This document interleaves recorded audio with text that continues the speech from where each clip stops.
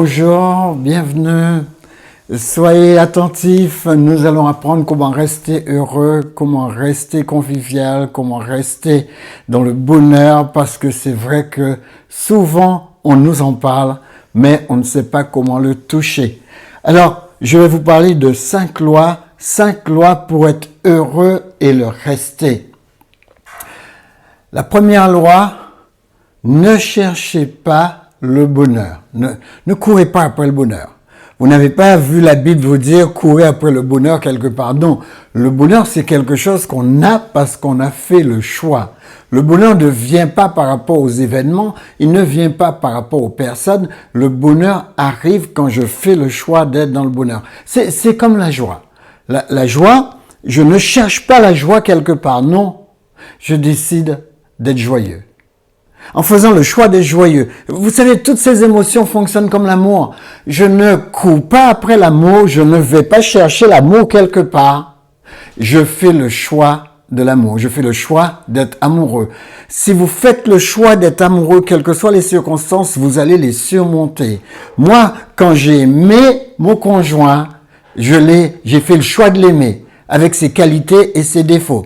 Parfois, les qualités peuvent nous surprendre. Je l'ai remarqué avec les années, les qualités peuvent vraiment nous surprendre parce que quelque chose qui paraît négatif quelque part, quelques années plus tard, est drôlement positif. Donc, essayez de faire le choix. Quand vous faites un choix, vous faites le choix de l'emballage, de l'entièreté. C'est pareil, quand vous entrez dans la vie, vous faites le choix d'entrer dans la vie. Vous savez qu'il y aura des obstacles. Alors, si vous faites le choix d'entrer dans la vie, vous savez que vous allez devoir surmonter des obstacles. La vie, elle est faite comme ça. Comme dit mon fils, c'est la vie que nous vivons. Deuxième paramètre, le bonheur n'est pas un but. Comme je l'ai exprimé un peu en variation, le bonheur n'est pas un but. Si mon objectif est d'être heureux, je deviens égocentrique. Si je pars en disant, écoute, je vais avoir le bonheur coûte que coûte et je vais raser tout sur mon passage qui ne va pas dans le sens de mon bonheur. Non, ça marche pas comme ça. Le bonheur, c'est un tout et les difficultés font partie du bonheur. D'ailleurs, je dis souvent que les difficultés sont des opportunités pour s'améliorer. Alors, troisième paramètre, mes habitudes créent mon bonheur. Voilà d'où vient mon bonheur. Si vous avez de bonnes routines, eh bien, vous allez entrer dans votre bonheur. Parce que l'ensemble des choses que vous faites donnera toujours un résultat. Donc, ce qui fait que si je décide de me réveiller le matin, de méditer la parole de Dieu, ça donnera un résultat. Vous savez que les choses que vous mettez dans votre esprit pendant les 20 premières minutes après votre réveil, c'est ce qui va gérer votre journée. Si vous vous réveillez en mettant des choses qui ne sont pas inadéquates dans votre pensée, vous allez passer une journée mitigée. Parce qu'au fond de vous-même, vous savez que vous êtes un enfant de Dieu et vous ne pouvez pas commencer la journée avec des choses qui vont à l'encontre de ce que vit un enfant de Dieu. Donc, si vous vivez des choses dès le matin qui vont à l'encontre de ce qu'est un enfant de Dieu, vous aurez l'impression d'avoir gâché votre journée. Vous n'aurez pas le bonheur qui va avec le fait d'être un citoyen des cieux. Parce que là d'où nous venons, il y a des choses qu'on ne fait pas. C'est comme ça. Là d'où nous venons, il y a des choses qui ne se pratiquent pas. Alors, quatrièmement, le bonheur basé sur des événements est temporaire. Si votre bonheur est basé sur la Noël, la Pâques, si votre bonheur est basé sur ces circonstances, eh bien, ce sera toujours temporaire. Ce sera, moi je dirais même pas un bonheur, ce sera plutôt une gaieté. C'est-à-dire, vous êtes joyeux, vous vous éclatez pendant un moment et après c'est fini. Vous savez, c'est comme certaines personnes. Si votre bonheur est basé sur une bouteille de rhum, eh bien vous verrez que ce sera drôlement temporaire. Ce bonheur-là ne dure qu'un instant. Et ce bonheur-là est un faux bonheur. Est un faux bonheur parce que un vrai bonheur vous amène un épanouissement. Un faux bonheur vous amène un dépérissement. Les amis, cinquième base. Les habitudes qui rendent heureux crée une addiction. Vous voyez ce que je viens de vous dire? Créer de bonnes routines, ça crée une addiction. Les mauvaises habitudes aussi créent une addiction, mais je préfère avoir de bonnes habitudes. Mais sachez que même ce que vous appelez addiction, quand c'est de bonnes habitudes auxquelles vous êtes accroché, cela vous amènera toujours une bénédiction. Ce sera toujours plus bénéfique que de vous attacher à de mauvaises habitudes. Donc vous voyez, ça j'ai planté les 5 clous, les 5 lois qui permettent d'avoir le bonheur et le rester. Entrez dans cette manière de vivre les événements, cette manière de baser des bonnes habitudes. Parce que les bonnes habitudes que vous avez durent toujours longtemps. Sachez que les bonnes habitudes répétées deviennent votre attitude. Et votre attitude, c'est vous-même. Votre attitude, c'est votre, pas seulement votre conception des choses, mais c'est votre être tout entier. Résumé, premièrement, soyez heureux. Ou encore, faites le choix d'être heureux. Prenez des dispositions pour être heureux. Parce que ce que je dis souvent, c'est que, quelle que soit la situation dans laquelle vous êtes, quand vous faites un choix, vous avancez. Si je dis aujourd'hui, je fais le choix d'être dans la joie, envers et malgré toutes les circonstances. Vous savez ce que la Bible dit, Matthieu 9, 29? Il dit, il sera fait selon votre foi. Alors faites comme moi. Je décide d'être heureux, quels que soient les événements. Je décide d'être heureux, coûte que coûte. Les amis, engagez-vous par la foi à être heureux. Parce que être heureux, c'est pas quelque chose qui tombera du ciel, c'est quelque chose qui viendra de votre choix. Deuxièmement, une fois que vous avez fait le choix, adoptez des bonnes habitudes pour le consolider. Je répète donc, soyez heureux par choix. Faites le choix d'être heureux. Et une fois que vous avez fait le choix, adoptez tout de suite les habitudes qui vont avec ce choix, afin que ces habitudes puissent le consolider. C'est ce qui générera en vous une bonne attitude, une attitude de bonheur. En clair, une attitude est synonyme de caractère. Cela va générer en vous des caractéristiques de bonheur. C'est exactement la même chose pour Dieu. Dieu, il a des attitudes de bonheur. Il le conçoit, il le vit, il le défend. Copiez les caractéristiques de Dieu. C'est ça les caractéristiques du bonheur. Copiez les caractéristiques du Tout-Puissant. Mais sachez qu'en chemin, vous aurez des tueurs de joie. Certaines personnes disent des rabat-joie. Qu'est-ce qui est rabat-joie dans votre pérégrination? Qu'est-ce qui est rabat-joie dans votre parcours? Eh bien, premièrement, la peine. La peine. Vous êtes confronté à une peine. Il y a eu un accident, il y a eu un décès, il y a une séparation. Le deuil d'une séparation. Une séparation fait vraiment mal. J'ai assisté à ça la semaine dernière. Une dame qui est entrée en me disant, quand j'ai vu son visage était démonté. J'ai dit, mais qu'est-ce qui t'arrive? Elle me dit, mon cœur est brisé. J'ai jamais entendu quelqu'un me dire ça avec une telle intonation. Et quand elle m'a dit, mon cœur est brisé, ses yeux se sont remplis de larmes. La peine, la douleur, vous allez rencontrer ça en chemin. Mais ne permettez pas à la peine de tuer votre bonheur, de tuer votre joie. Oui, il peut y avoir la douleur de la séparation. Mais sachez que la Bible nous donne un temps pour faire le deuil. Quelle que soit la séparation, le deuil, je sais que c'est dur. Mais surtout, ne permettez pas à la personne qui vous a fait mal de sans cesse remuer le couteau dans la plaie. Vous savez, ces personnes qui vous font mal, et ensuite, ils vous téléphonent tout le temps. On dirait qu'ils ont envie que vous puissiez leur pardonner et que vous puissiez les comprendre, que vous puissiez compatir au mal qu'ils ont décidé de vous faire, que vous puissiez l'accepter d'une certaine manière et prendre ça comme, eh bien, la vie continue. Non, c'est trop facile. Dans la vie, Salomon dit qu'il y a un temps pour se rencontrer et un temps pour se séparer. Toute séparation n'est pas nuisible. Quand une personne est à côté de vous pour vous faire mal, juste pour le mal, pour vous faire mal parce que ça lui plaît, c'est vous qui avez un problème. Vous savez, on dit souvent que quand on vous fait quelque chose et que vous vous attendiez pas, bien sûr, vous aviez confiance, on vous fait quelque chose. On dit, il n'y a pas de problème. Là, vous pouvez passer dessus parce que c'est vous qui avez été trompé. Vous avez été trompé parce que vous avez fait confiance. Mais lorsqu'on vous le refait dès la deuxième, troisième, quatrième fois, on vous répète la chose, n'attendez pas, parce que là, c'est vous qui êtes bête. c'est vous qui vous laissez faire et c'est vous qui êtes responsable. C'est plus la personne qui vous fait les choses. Parce que les gens vous font quelque chose et quand ils vous ont fait la chose, vous avez mal, ils vont regarder comment vous réagissez. Si vous leur dites ça fait rien, ils vont recommencer. Hein. Ils vont recommencer. C'est comme ça que ça fonctionne dans la vie. Les amis, premièrement, vous allez rencontrer la peine, la douleur. Sachez surmonter, sachez rester debout. Vous savez, aux Antilles, j'aime bien cette expression « malforme ». Vous savez, ça fait paradoxe parce que ça fait plus ou moins en même temps. Malforme. Ce sont des gens qui sont solides. Ce sont les gens qui, devant la douleur, ne baissent pas les chines. Ils savent que ça va être douloureux. Ils avancent. Ils gardent leur vie. Ils ne se retournent pas pour pleurer sur le passé, mais ils construisent l'avenir. Ça, c'est des gens qui ont appris à mettre le bonheur devant et se dire, je vais me laisser aspirer par ce qui m'amène quelque part, mais je suivrai pas des voies qui ne me mènent nulle part. Deuxièmement, les gens. Les gens sont pas toujours gentils.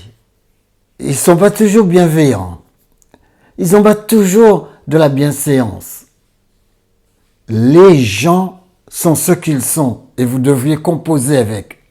Vous ne devriez pas laisser les autres vous ravir votre joie, vous ravir votre bonheur. Vous êtes là pour être heureux et le rester. Promettez-vous que vous serez heureux envers et malgré tout et que vous le resterez. Les amis, troisième point, la pression. Il y a des gens qui sont nés pour vous mettre la pression. Mais sachez utiliser la pression à bon escient pour grandir. Ne laissez pas la pression vous conduire dans la dépression. Ne laissez pas la tension vous conduire dans l'hypertension. Les amis, battez-vous pour comprendre comment l'oppression fonctionne. Et l'oppression peut être facilement détruite avec quoi? Avec une décision. C'est vous qui décidez. Vous savez cette puissance que Dieu nous a donnée. Vous avez le pouvoir de laisser les choses entrer dans votre pensée et vous avez le pouvoir de les empêcher d'entrer dans votre pensée. Donc le choix vous appartient. Et sachez que vous serez toujours la résultante de votre choix. Vous serez toujours la résultante de votre choix. Il n'y a pas d'autre manière. Vous serez toujours, bibliquement, un homme pense tel qu'il est. Vous serez toujours la résultante de votre pensée. Et votre pensée, c'est aussi vos sentiments, c'est aussi votre choix. Donc vous serez toujours la résultante de vos sentiments, mais aussi de votre volonté. C'est-à-dire votre capacité à faire un choix. Quatrièmement, les problèmes. Les problèmes, je dis souvent, c'est une source d'opportunité. Il n'y a pas de problème dans la vie, vous ne grandirez pas. Regardez bien, quand vous étiez petit, vous ne savez pas marcher. L'obstacle, c'était le fait de ne pas marcher. Mais vous vous êtes pris en charge, on vous a tenu la main, on vous a lâché, jusqu'à ce que vous puissiez maîtriser cette fonction. Eh bien, depuis, tout ce que nous abordons dans la vie, les examens, tout ce que nous abordons dans la vie, eh bien, ça devient premièrement un problème pour nous, mais ensuite, quand nous avons dépassé, quand nous avons solutionné ce problème, eh bien, nous entrons dans l'acquisition de capacités. Et la persévérance à surmonter les problèmes fait de nous quelqu'un d'extraordinaire. Philippiens 1, verset 12 à 30, nous allons faire un tour avec l'apôtre Paul et comprendre comment est-ce que l'apôtre Paul vit ces choses. D'accord? L'apôtre Paul a été, dans ce passage, on nous résume, ça faisait 2 ans qu'il était à Césarée. Il était en prison, injustement emprisonné, depuis 2 ans. On nous apprend qu'il a été expédié à Rome pour être jugé. Et là, il a fait naufrage. Vous avez vu les problèmes qu'il rencontre. Eh bien, 2 ans de prison plus tard à Rome, avec une garde prétorienne.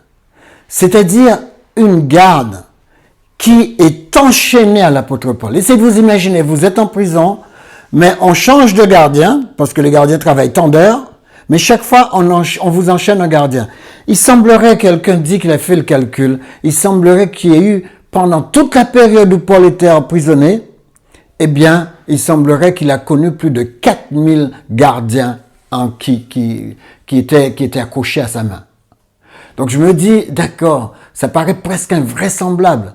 Mais même si c'était 100 gardiens, vous avez vu le nombre de personnes différentes, avec des parfums différents, avec des odeurs différentes, que vous avez attachées à votre bras, tout ça parce qu'il était considéré comme un gars ultra dangereux.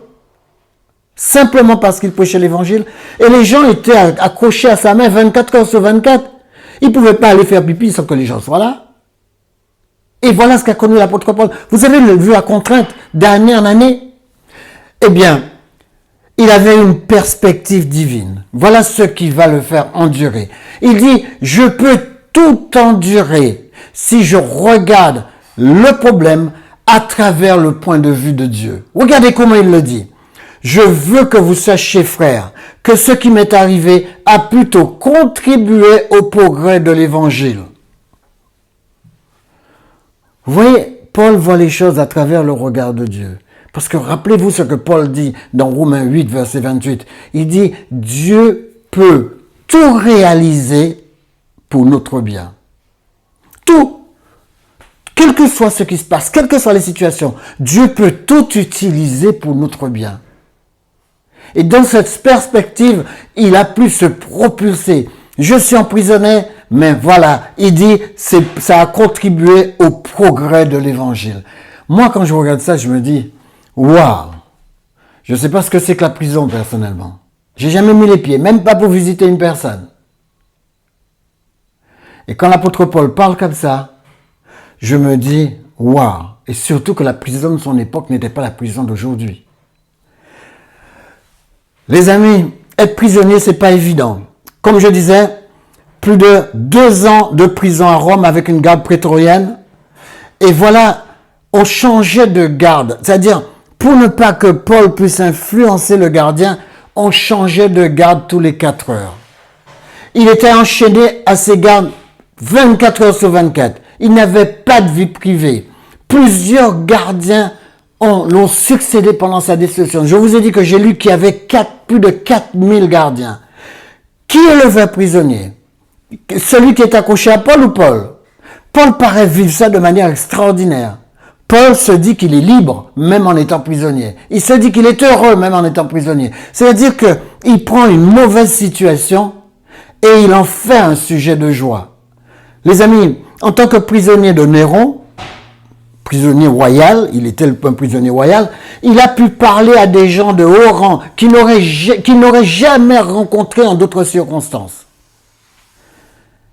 Il a parlé à des gens qu'il n'aurait jamais rencontrés en d'autres circonstances. Voilà pourquoi Paul, il était fier d'être prisonnier. On nous apprend que comme résultat, il a parlé à des hauts dignitaires qui se sont convertis. C'est grâce à cet emprisonnement que nous avons la plus grande partie du Nouveau Testament. Vous savez, Paul était un meurtrier, rappelez-vous. Paul allait partout pour persécuter les chrétiens et les faire tuer. Et pourtant, c'est quasiment à Paul, à part quelques autres personnes, comme Jean, comme Jude, qui a écrit un seul chapitre. Mais c'est grâce à Paul que nous avons le Nouveau Testament. Si nous n'avions pas Paul, tous ces livres-là ne seraient pas écrits. On ne saurait pas ce qui s'est passé. Eh bien, c'est pendant qu'il était en prison qu'il a mis tout ça sur papier. Regardez ce qu'il dit. Je veux que vous le sachiez, frères, que ce qui m'est arrivé a plutôt contribué au progrès de l'évangile. Regardez ce personnage. Avec tout ce qu'il traverse, il nous dit, je suis heureux du succès que j'ai accompli pendant que j'étais dans cette galère. Les amis, la prière ici, c'est Seigneur, aide-moi à voir ce problème de ta perspective. C'est comme ça il faut que vous réalisez les choses. Seigneur, aide-moi à voir ce problème de ta perspective. Aide-moi à voir cette difficulté avec les yeux de la foi. Les amis, quand vous abordez le problème avec foi, c'est un témoignage que vous donnez à ceux qui sont autour de vous. C'est un encouragement pour les autres croyants. Ne baissez pas les bras. Je sais qu'il y a beaucoup de choses qu'on peut regarder en perspective, mais surtout en ce qui concerne l'évangile, sachez que rien ne se perd quand il s'agit de vous mettre debout pour Christ. Rien ne se perd. Regardez les événements qui se passent autour de nous. Regardez les informations, tout ce qui se passe autour de nous. Les amis, la Bible nous dit, regardez à Dieu, parce que Dieu va faire concourir toutes ces choses à votre salut. Ne baissez pas les bras quand vous avez une difficulté en face de vous. Restez heureux parce que quelle que soit l'issue de la chose, C'est votre épanouissement qui intéresse Dieu. Moi, je me rappelle une discussion que j'avais avec une personne et elle me disait, Lambert, tu veux vraiment me dire que tout ce que Dieu fait, il le fait concourir à notre bien? Je lui dis oui. Je le crois parce que la Bible le dit. Elle me dit, oui, mais écoute, moi quand j'ai une personne dans ma famille qui décède, alors qu'est-ce que cela fait de bien par rapport à mon salut?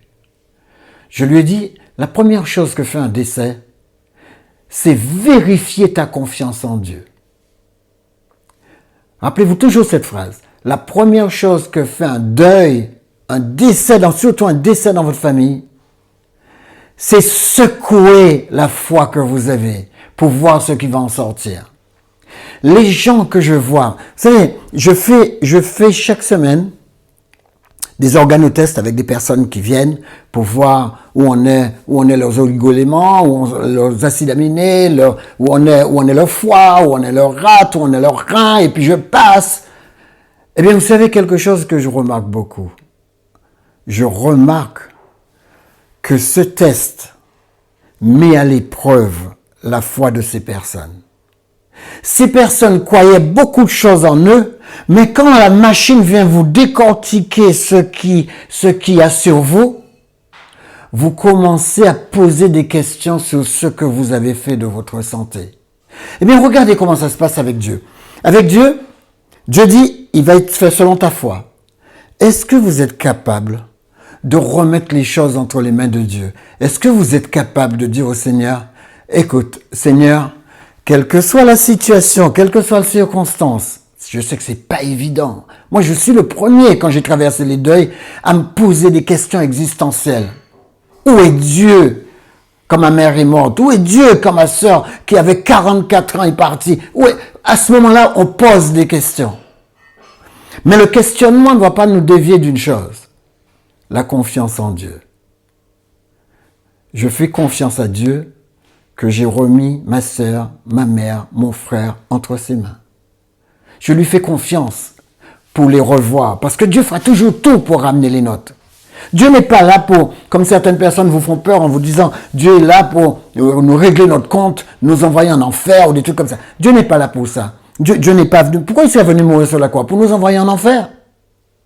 Non, j'aime même pas ce terme. J'aime pas cette terminologie. Ça appartient à l'autre côté.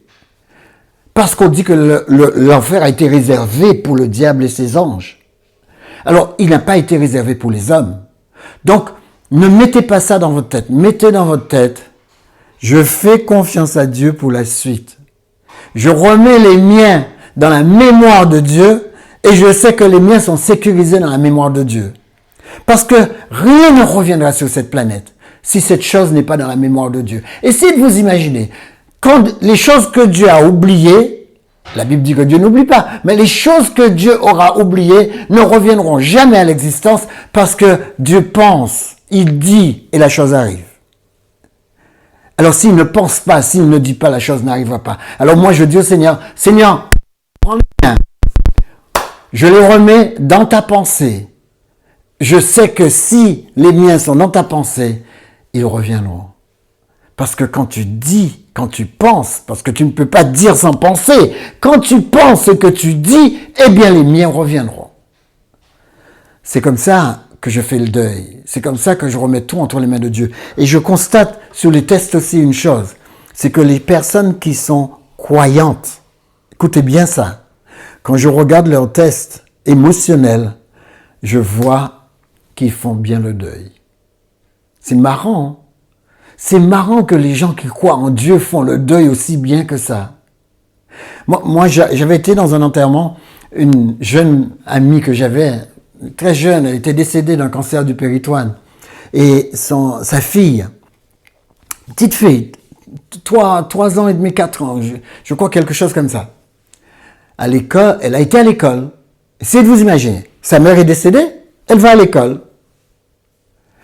Et quand la maîtresse lui dit, la maîtresse a appris la nouvelle, elle lui dit, mais écoute, mais je ne pensais pas te voir à l'école. Elle dit, eh bien, maman, elle a été remise dans les bras de Jésus. Waouh!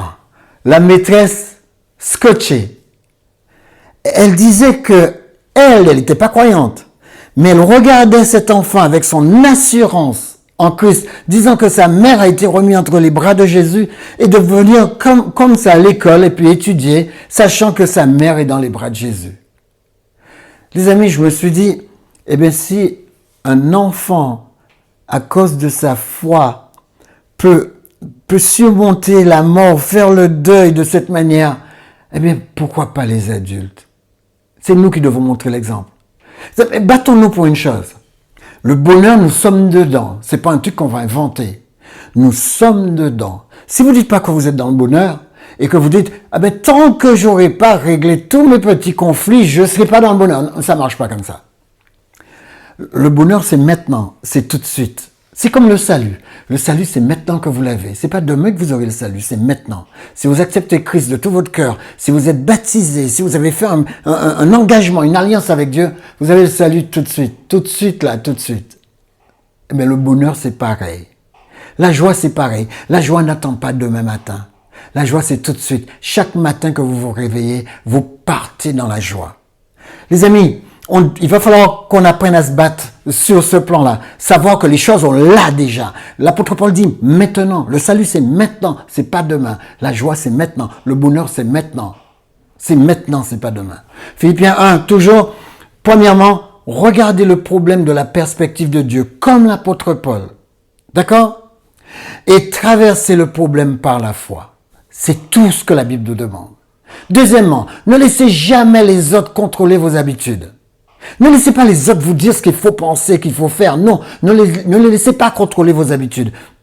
Choisissez vos habitudes et avancez avec vos habitudes parce que ce sont vos habitudes répétées qui vont vous créer des attitudes ou ce qu'on appelle un caractère.